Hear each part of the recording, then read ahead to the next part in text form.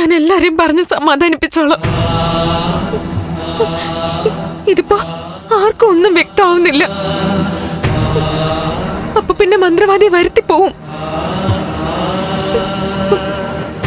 പൂജ ചെയ്യുമ്പോ മനസ്സിനൊരു മാറ്റം വന്നാലോ?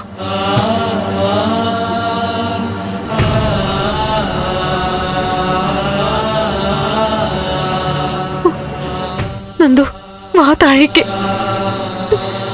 ദേവിക, എന്താ വൈകുന്നേ? നന്ദ, അവിടെ എല്ലാവരും നിന്നെ നോക്കി നിൽക്കുക. വാ.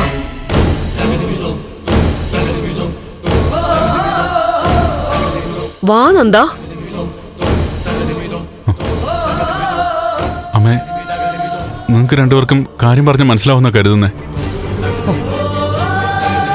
എനിക്ക് ഈ പൂജയിൽ താല്പര്യമില്ല. നിനക്ക് താല്പര്യം വേണ്ട, ഞങ്ങള് താല്പര്യപ്പെട്ട് നിൽക്കുക. നന്ദ, കളിക്കാതെ ഒന്ന് വാ. ആവശ്യത്തിൽ കൂടുതൽ വിഷമം ഇപ്പൊ തന്നെ നീ ഞങ്ങൾക്ക് തരുന്നുണ്ട്. നെഞ്ചു പൊട്ടാറായി നിൽക്കുക. മോനെ തൊഴുതപേക്ഷിക്ക. നീ ഒന്ന് വാ പ്ലീസ്. ഒന്ന് വാ നന്ദ. നന്ദു, വാ മോനെ, വാ.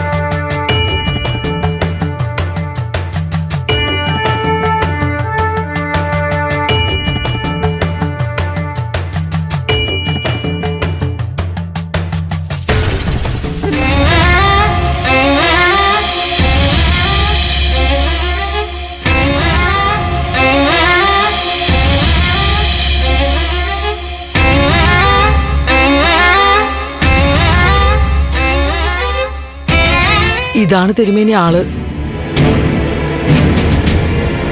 ഉപദ്രവങ്ങളൊക്കെ ഒഴിപ്പിച്ച് പഴയ ആളാക്കി തിരുമേനി ഞങ്ങൾക്ക് തരണം. എന്താ ആന്റി? എന്താ പറഞ്ഞേ?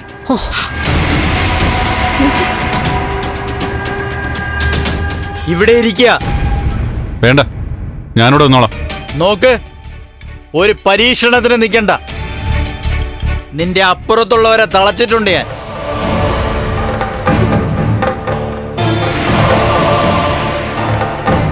ഈ ദേഹത്ത് നിന്നെ പറഞ്ഞുവിടും ഞാൻ. മര്യാദയുടെ ഭാഷ മനസ്സിലായില്ലെങ്കിലേ നിനക്ക് മനസ്സിലാകുന്ന രീതിയിൽ പഠിപ്പിക്കാൻ ഞാൻ.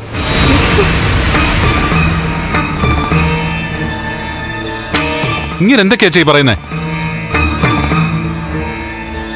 നന്ദു പ്ലീസ്, തർക്കൊന്നും വേണ്ട. തിരുമേനി പറയുന്നതൊന്നും അനുസരിക്കേ.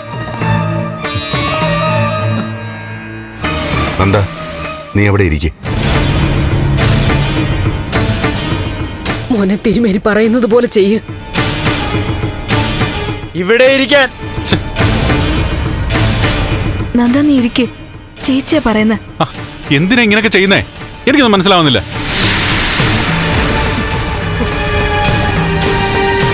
ഒരു ദുർമരണം നടന്നു, അത് നീ സമ്മതിക്കുന്നുണ്ടോ?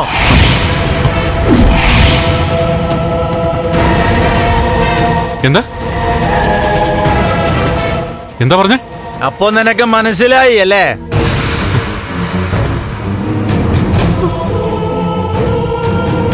നീ ഇരിക്ക്.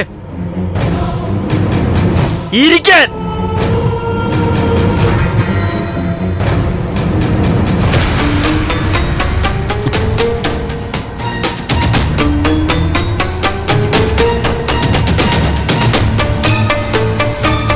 നീ ഇരിക്കുന്ന നന്ദൻ എന്ന ആളെ മോഹിച്ചിരുന്നു ഒക്കെ ശരി, അതൊക്കെ പഴയ കഥ.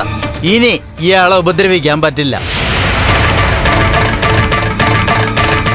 നീ ഇറങ്ങിപ്പോണം. ഇല്ലെങ്കിൽ ചിത്രവധം ചെയ്യും ഞാൻ.